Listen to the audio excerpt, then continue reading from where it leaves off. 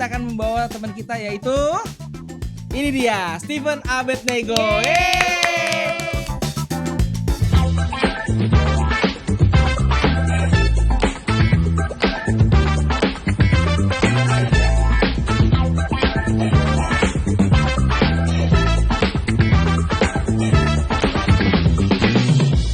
Hai PHpers, apa kabarnya lagi? Yes. Selamat datang lagi tentunya di podcast channel kita yaitu There is Hope ya. Betul Kenapa sih sekali. namanya PHpers?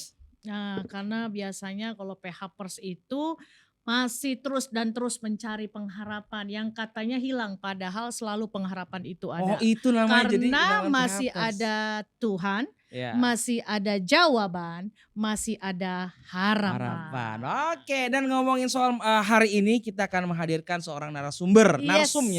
Narasumber ya, bukannya nasi ya, bukan nasi ya. Ini adalah narsum, itu ransum ya. Baik, narasumber kita seperti biasanya kita Ya. akan membawa tentunya harapan untuk para PHpers semuanya biar lebih kebuka lagi pikirnya, lebih kebuka lagi hatinya sehingga Amen. bisa melihat mana yang benar dan mana yang salah. Ingat loh, setiap masalah dalam hidup kita itu harus diselesaikan. Yap, Jangan dilewatkan. yap. Karena kalau nggak selesai itu akan berimbas kepada kehidupan kita. Terlebih lagi harus dihadapi. Nah, Yes. selesaikan dan dihadapi. Karena kalau nggak selesai, kayak misalnya gini, gue dulu adalah seorang mantan narkoba, harus diselesaikan. Selesaikannya apa? Secara mental harus selesai, secara Pertobatan fisik kita harus selesai, dan juga ingat secara rohani pun kita harus selesai. harus sadar ya. Terhadap iya, dan sadar itu dia. Kalau cuma nyesel doang nggak cukup, tapi harus sadar. Nah, Ya. hari ini kita akan membawa teman kita yaitu ini dia, Steven Abednego. Kita akan ngobrol banyak nih sama Bro Steven ini karena Bro Steven ini udah juga mantan juga ya. Bukan mantan terindah ya. Ini mantan narkoba ini. Pokoknya untuk kita ini yang udah bergerak di tentunya pengen memberikan dampak buat Ya. para yang belum selesai dengan narkobanya, pengen banget mereka itu bener-bener terlepas dari terikatan ya bro ya. Yuk. Nah, boleh nggak cerita nggak sih bro perjalanan lo? Kehidupan apa yang waktu itu dijalankan pada saat menggunakan narkoba? Kehidupan yang dijalankan pada saat menggunakan narkoba tuh pastinya tuh hancur Agak dekat banget. bro. Hancur banget ya.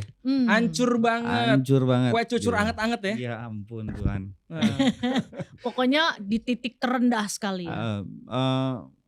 Ya yang pastinya awalnya pikirnya baik-baik aja sih ya. Hmm. Awalnya pikirnya baik-baik aja. Ujung-ujungnya itu hancur. Keluarga itu juga udah Korban? nggak respect lagi gitu loh. Udah malu malah punya anak seperti saya. Kakak saya juga malu juga punya adik seperti saya. Iya. Sampai pada suatu titik terendah tuh udah nggak ngerasa bahwa kayaknya gue di dunia ini udah nggak ada lagi gitu loh yang respect sama gue gitu loh. Yang punya trust gitu dan nganggap gue tuh sampah. Nah tapi sebelum lanjut lagi, boleh tahu gak sih kenapa lu bisa masuk atau menggunakan narkoba? Kalau gue dulu jawaban gue di sidang beda juga sih. Kalau sidang jawabannya iya butuh buat semangat bagaimana. Tapi jujur pribadi waktu gitu menggunakan narkoba adalah untuk happy, untuk seneng. Nah kalau lu apa sih? Pengen tahu karena awalnya dulu tuh SMP Ya. mulai pakai tuh ganja. Pengen tahu kenapa sih diorang ketawain apaan sih gitu loh. Lu orang nih ketawain apaan sih sampai sebegitu terbahak-bahaknya gitu. Sampai jadi gue coba-coba. Lu nanya gitu ya gak? Oh, ya. Enggak juga. Enggak nanya. Jadi momennya adalah ketika main basket dulu ada eskul basket. Selesai eskul basket kan ganti baju. Yang senior dulu. Jadi mereka mulai deh tuh di kamar mandi ngebul. Oke. Ya enggak, terus ketawa-ketawa. Terus kita yang anak kelas 1, orang ngapain ya kok ketawa-ketawa ya, kayak Happy seru banget, gitu, seneng kayak banget, happy seru banget, seneng ya. banget. Pas gitu masuk, sini loh, gitu loh. Nah disitulah pas ketawa pertama kali nyobain batuk, memang batuk. Habis itu sayu, habis itu nggak ngerti deh. Udah bego, ya habis itu kalau diinget-inget ya ketawa nggak jelas lah ya. Iya, iya. Habis itu lapar banget. Nah, Tapi itulah yang sering dibilang bahwa one shoot and you never come back. oh. Jadi awalnya memang coba-coba ya. Awalnya coba-coba Pengen tahu. Ngeliatin orang kayaknya seneng banget. Seneng banget, Terus happy kayaknya banget. asik banget. Terus lu pengen nyobain itu gitu. Pengen nyobain Terus? itu. Dan juga pada waktu gue dulu, aduh saya aja kali ya. Boleh apa aja. Apa aja. Me boleh.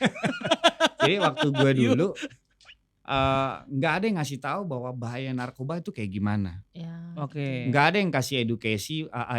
Edukasi aja nanti ayo. Lu pakai gua aja makanya. Gua aja. Jadi edukasi jadi. Jadi nggak ada yang Edukasinya ya, nggak ada yang ngasih tahu. edukasi bahwa ini tuh bahaya loh.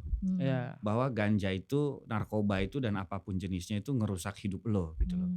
Nggak ada yang kasih tahu itu dan jenis penawarannya ya ini enak men.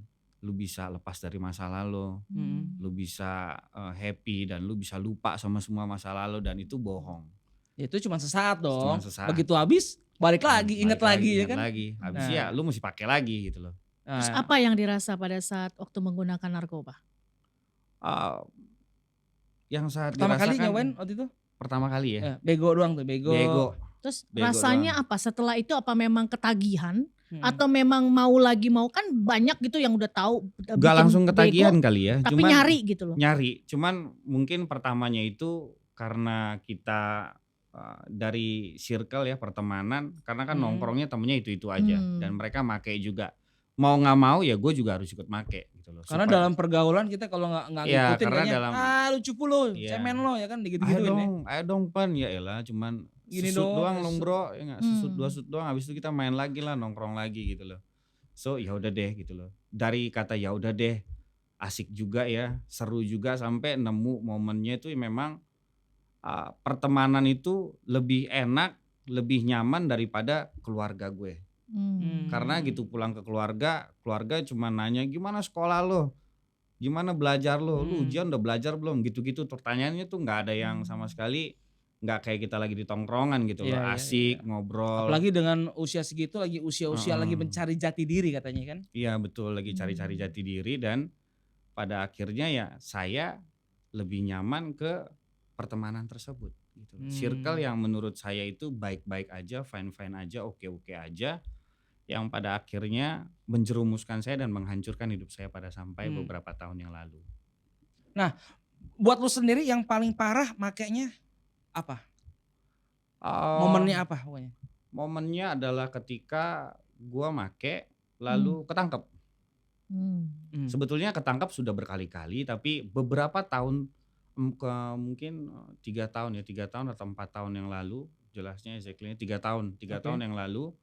Jadi di salah satu kota di pinggiran Jakarta saya ketangkep. Habis ketangkep itu momennya adalah saya masuk sampai 5 hari 6 hari baru ditebus. Dan setelah ditebus pulang ke rumah dan keluarga Tunggu nih, gue. maksud dan adalah lu apa ya? Negosiasi ini boleh ya, oke. vulgar nggak apa-apa ya. Terserah lo, tapi nggak apa-apa ngomongin. Biar kita juga mendapatkan edukasi juga. Jadi waktu itu lu diberikan option adalah lu boleh bisa keluar asal Dan oknum itu minta dengan yang nggak make sense gitu. Terakhir ya negosiasi selama 5 sampai 6 hari. 5 sampai 6 hari lalu ya terakhir disetujuin sama keluarga gue dan udah gue ditebus. Nah, gini loh, setelah lu kedapatan sama keluarga lu di penjara, di polisi. Apa sih respon dari keluarga lu? Pertamanya sih udah hopeless ya, karena kan udah berkali-kali. Ini bokap lu ya? Bokap. Yang datang tuh kayak supir. Bokap nggak berani datang, nggak berani datang. Lalu buat make sure bahwa bener nggak sih bahwa gue tuh di situ. Tangkap gitu ya. Nah, terus Ketangkap. orang tua lu tahu respon bokap lu pada saat apa? Pada saat supir itu datang, pas supir itu datang cerita dan ketika sebelum ke polisinya, maaf ya. Ini bukan maksud saya tapi kata bapak kamu harus tanda tangan ini dulu, yaitu surat di atas materai menyatakan bahwa pemutus hubungan antara orang tua dan anak. Jadi lu begitu ditangkap polisi, Mhm. lalu supir lu datang nemuin lu, Mhm. bukan bokap lu nih ya, Bukan. which is supir bokap lu Hmm. nemuin lu dengan menyerahkan sebuah surat yang Mhm. berisi bahwa pemutusan Hubungan antara orang tua dan anak. dan lu Supaya maksudnya kalau lu emang kata-katanya apa bro? Lu inget gak?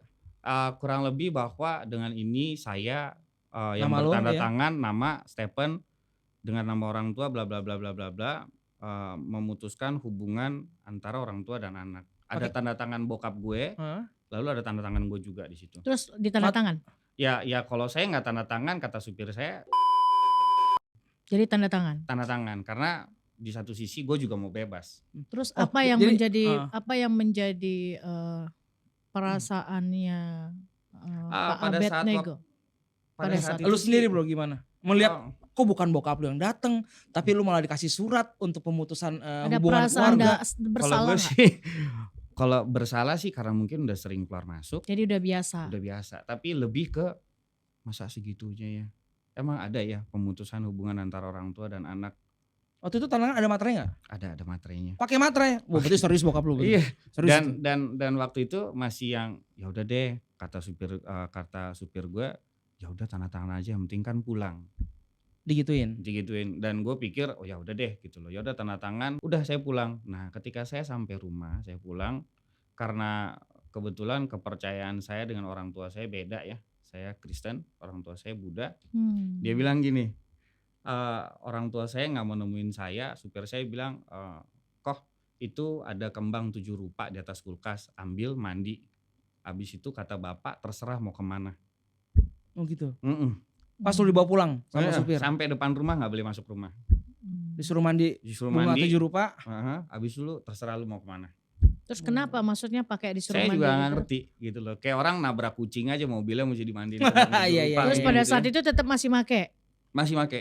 Oke, yang jadi pertanyaannya buat saya ya, apa yang menarik yang membuat seorang Stephen bisa menemukan titik balik pertobatan? Apa memang pada saat itu bertobat di penjara terus No. bertemu Yesus atau mengalami Yesus atau bagaimana? Sebetulnya kalau dibilang mengalami Yesus, sudah pernah mengalami Yesus. Tapi iman itu ya naik turun lah, kehidupan naik turun. Tapi yang kerennya itu adalah ketika semua orang menolak gua, semua orang tuh udah nggak mau lagi atau menganggap gua sebagai teman, sahabat, bahkan adik, bahkan anak juga.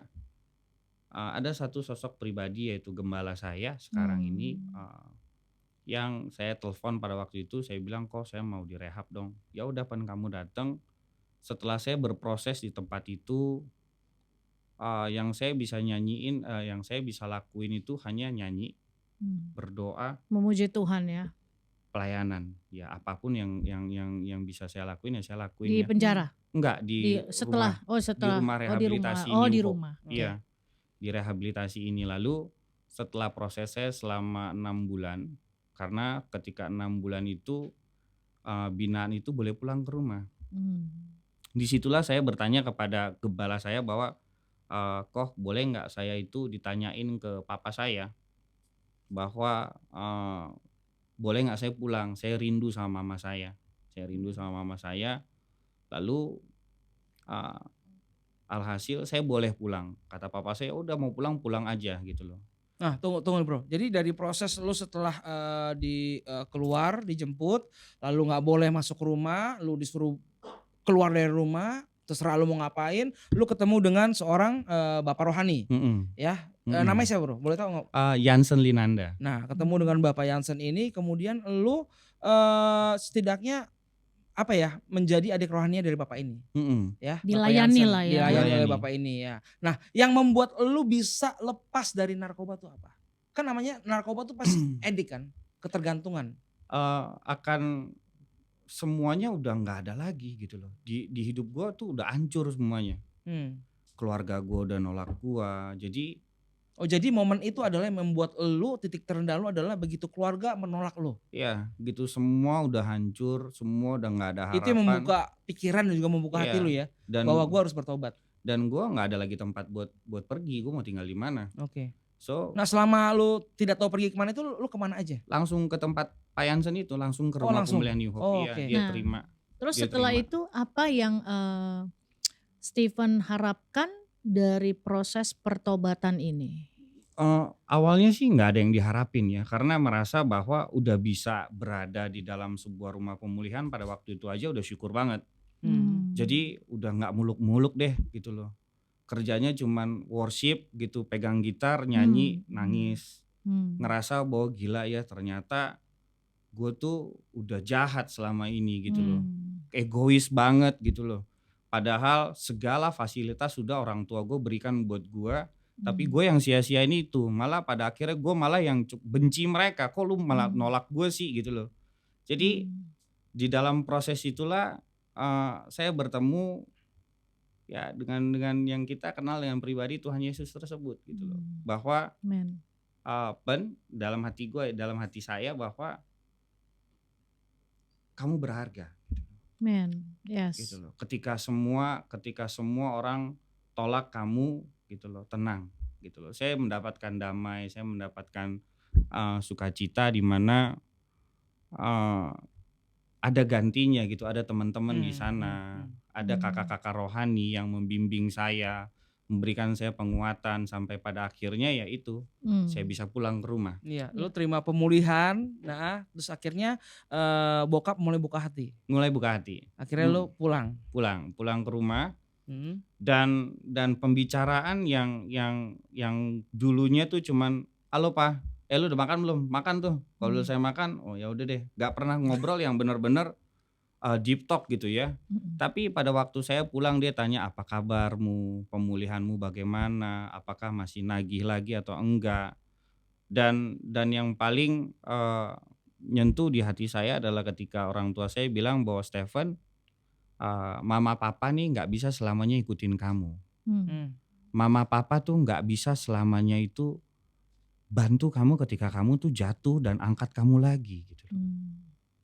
Mau sampai kapan kamu begini?" Jadi saya itu di situ aduh kena banget ya gitu loh. Tapi kata-kata ini juga udah sering mama papa ngomongin cuman nggak pernah ngerti. Sampai pada bulan Maret kemarin itu papa memang benar-benar udah pulang gitu, udah meninggal, papa meninggal dan disitulah saya mengerti bahwa papa saya udah nggak selamanya bisa ngikutin saya lagi. Cuman selama perjalanan proses pemulihan saya sampai papa meninggal, puji Tuhan, hubungan saya dengan papa sudah pulih. Oh, amin. Nah, Iya. bro, begitu hubungan lu dengan papa sudah pulih, tentunya ada perasaan, ada kata-kata yang lu pengen utarain buat papa yang mungkin belum sempet lu ngomongin atau belum sempet utarain.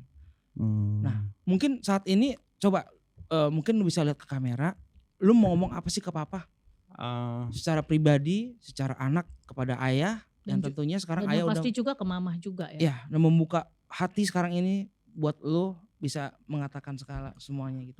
Yang pastinya sih bakalan minta maaf lah ya. Bakalan minta maaf bahwa sudah sia-siain semua jeripaya papa buat buat diri saya nih, buat dari sekolah, studi, lalu fasilitas gitu ya, nggak pernah bisa membanggakan lah gitu loh.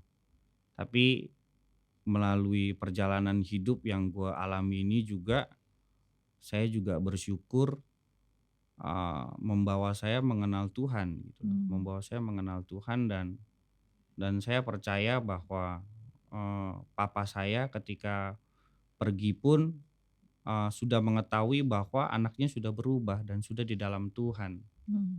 Gitu. Jadi terima kasih Pak buat semuanya yang udah papa beri buat Stephen gitu.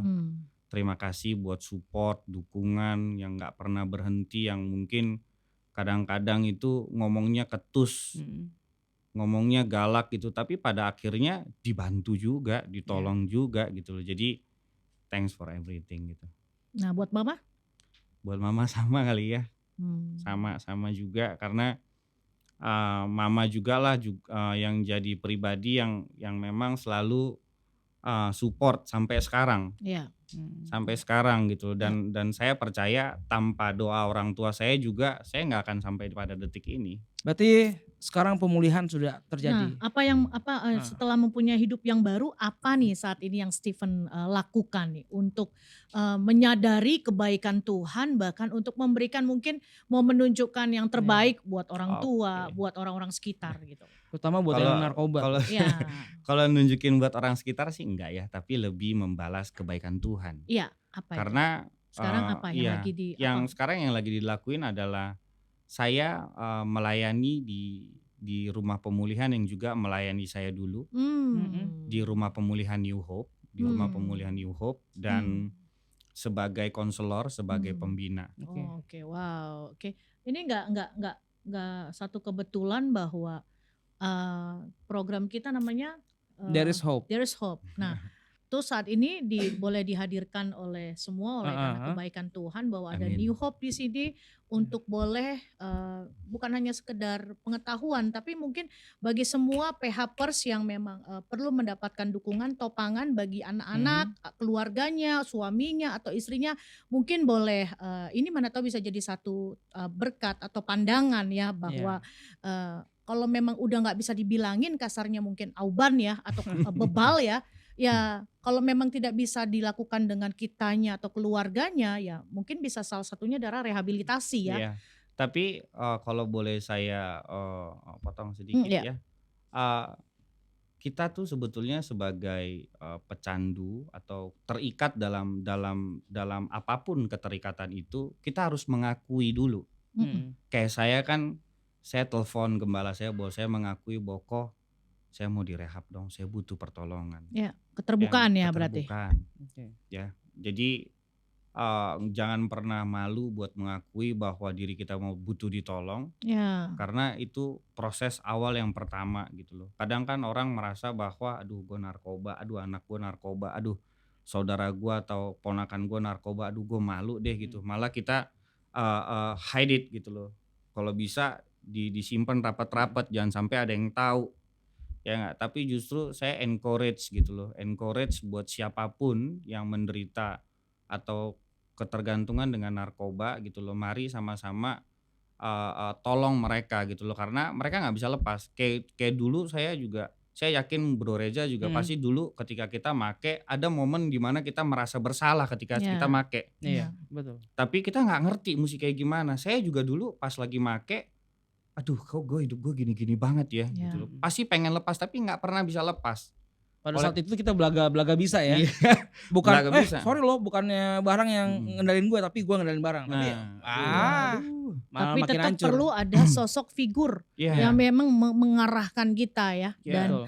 oke, kalau saya selalu bilang begini, PHPers, bahwa keterbukaan itu adalah awal dari pemulihan. Yes. Kalau kita nggak bisa terbuka, bahkan sama Tuhan sekalipun ya, nggak usah kita beber-beber sama yang lain, mungkin sama yang lain malu. Tapi sama Tuhan kalau kita nggak bisa terbuka, kitanya yang rugi. Tapi kalau kita mau terbuka sama Tuhan, itu adalah suatu awal pemulihan. Sama seperti yang kita dengarkan bahwa ini salah satu yang dialami oleh Stephen sendiri. Dan kira-kira nih Pak Stephen bahwa di New Hope itu apa aja sih programnya? Mungkin yang Ya, lain sedikit dong, PHPers Oke. biar tahu. bocorin dong. Oke, jadi kalau di New Hope itu kita pagi, kita jam 7 kita udah bangun, kita saat teduh. Kita saat teduh bersama bareng, kita selalu bacanya dari Amsal ya kalau saat teduh pagi. Kita baca dari Amsal sesuai dengan tanggal, kan 31 tuh, sesuai dengan tanggal. Selesai itu, selesai baca Amsal, kita sharing apa yang kita dapat dari firman pada pagi hari. Lalu habis itu cleaning pagi, jadi mereka bersih-bersih rumah.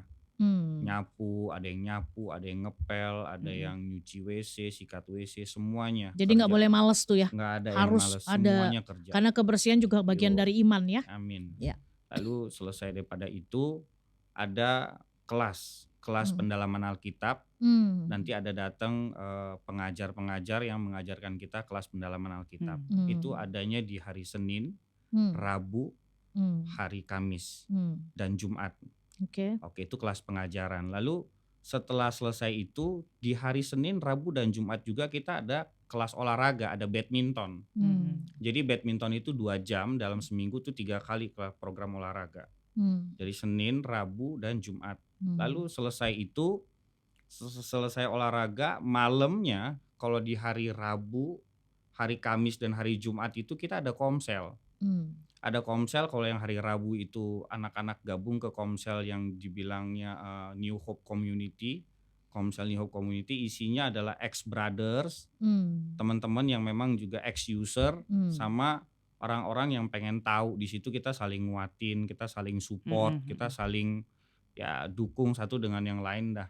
Gitu loh. Itu yang menjadi program kita selama 1 minggu. Lalu kalau di hari Sabtu itu ada namanya kubu doa karismatik. Jadi anak-anak itu dilibatkan dalam kegiatan gitu. Jadi Ya. full dia kegiatannya dari Senin sampai Minggu itu full. Ada yang di luar, ada yang di dalam. Ya. Dan hari Minggu kita bergereja. Oke, jadi penuh ya. Cukup padat ya. Padat. Ya memang harus begitu sih. Saya setuju banget bahwa segala sesuatu pemulihan itu bisa terjadi kalau memang adanya kedekatan kita sama Tuhan, dan itu Betul. perlu adanya mentor atau orang-orang terdekat yang memang Tuhan kirim. Ya. Dan kita yang penting kita harus terbuka, kita Betul. harus mau gitu loh. Dan tadi yang saya tanggap bahwa ada saat teduh, ada pendalaman Alkitab, ada kita dipaksa juga untuk bersih ya, kebersihan. Terus ada juga komsel, ada juga olahraga. Nah, di balik segala sesuatunya ini boleh tahu nggak nih, New Hope apakah memang ada di bawah satu lembaga gereja atau memang ini murni yayasan gitu?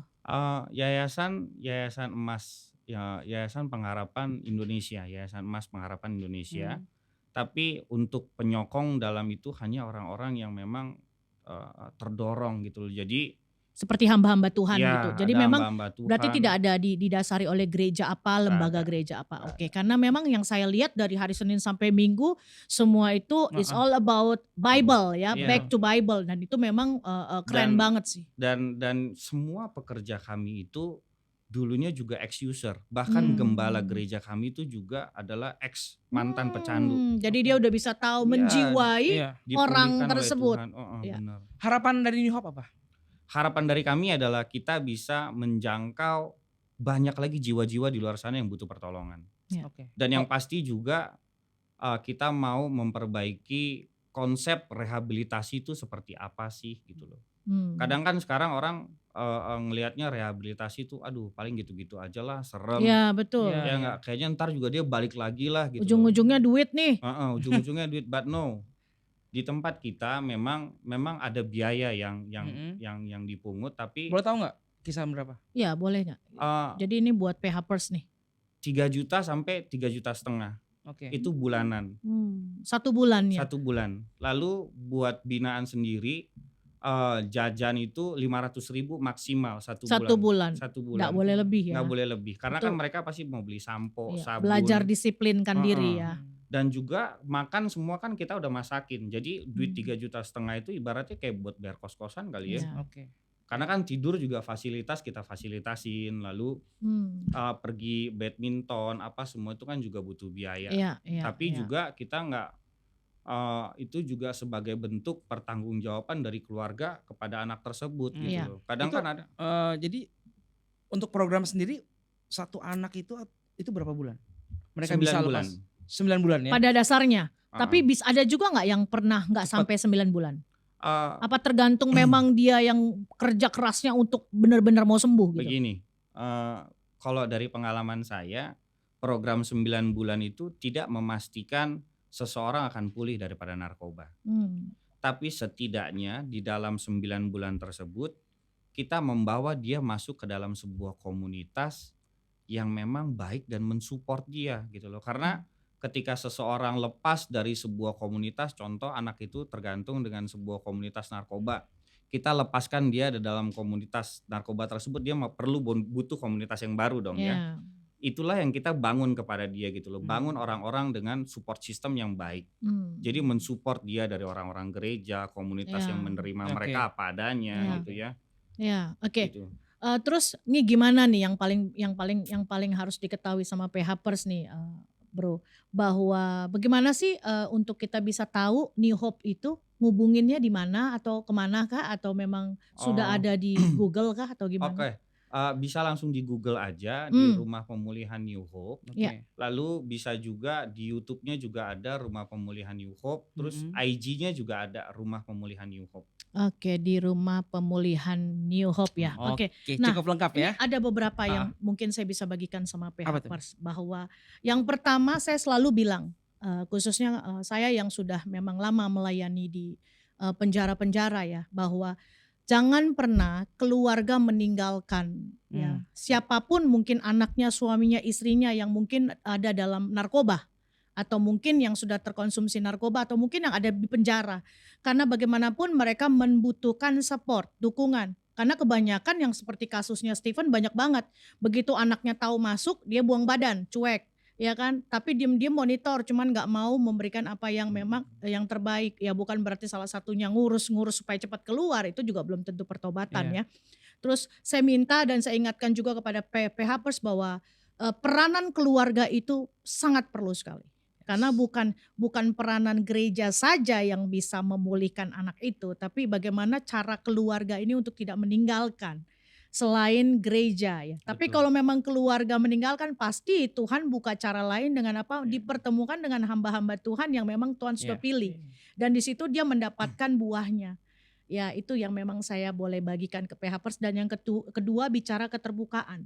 Kalau keterbukaan, kalau saya lihat di sini di kata firman bahwa siapa menyembunyikan pelanggarannya tidak akan beruntung, tetapi siapa mengakuinya dan meninggalkannya akan disayangi. So kita bicara keterbukaan adalah awal dari pemulihan. So Amin. kita nggak perlu malu, karena kenapa? Kalaupun dimulai lagi dari titik nol, dari titik dasar, berarti ada tangan Tuhan yang memang mau merefill kembali apa yang boleh menjadi perubahan bagi kita. Dan Amin. yang terakhir tadi saya ambil bahwa New Hope ini adalah salah satu sarana tempat yang Tuhan pakai untuk Iya. anak-anak. Dan jangan pernah pelit PHPers, Iya. Bapak Ibu, sama yang katanya kok 3,5 juta nih, belum sama 500.000. Nah Bapak Ibu bayangin kalau anak-anak Bapak Ibu nih masih pakai narkoba, habisnya lebih dari itu. Percaya nggak? Iya. Ya, Silakan. bahkan bisa sampai jual mobil, bisa sampai jual rumah, ya kan? Nah itu berapa ratus juta, daripada kita pelit di perhitungan di 3,5 juta plus 500, dan itu kita bisa lakukan untuk apa yang terbaik mungkin buat orang-orang yang kita sayangin. Itu aja sih yang bisa saya bagikan. Amin. PHPers. Pokoknya buat PHPers semuanya ingat segala sesuatu itu ada masanya. Yes. Dan di bawah langit itu pasti ada waktunya. Jadi sebelum kita tahu udah ada banyak cerita, kesaksian dari semua narasumber yang ada di Aries Hope, langsung katakan tidak pada narkoba ya. Ya. Jangan coba-coba, itu awal yang tidak bagus, yang Ya. tidak baik. Pokoknya say no to drugs Dan ya. jangan cuman keren-kerenan, jangan Betul. cuman kepo, jangan cuman karena pacar kita atau mungkin Ikut-ikutan orang ya. terdekat kita make terus kita jadi kebawa. No, jangan ya. Dan buat semuanya yang PHPers semuanya yang masih dalam pergumulan, masih dalam berat hati, ingat masih ada Tuhan, masih ada jawaban, dan masih ada harapan. Amin. Like, share, comment, and subscribe Aries Hope, dan follow IG kita ya di Yes. TIH_bukan official. Siap. Thank you. Thank Sampai you. jumpa, Tuhan berkati. Sampai jumpa. Thank God you, Stephen. bless.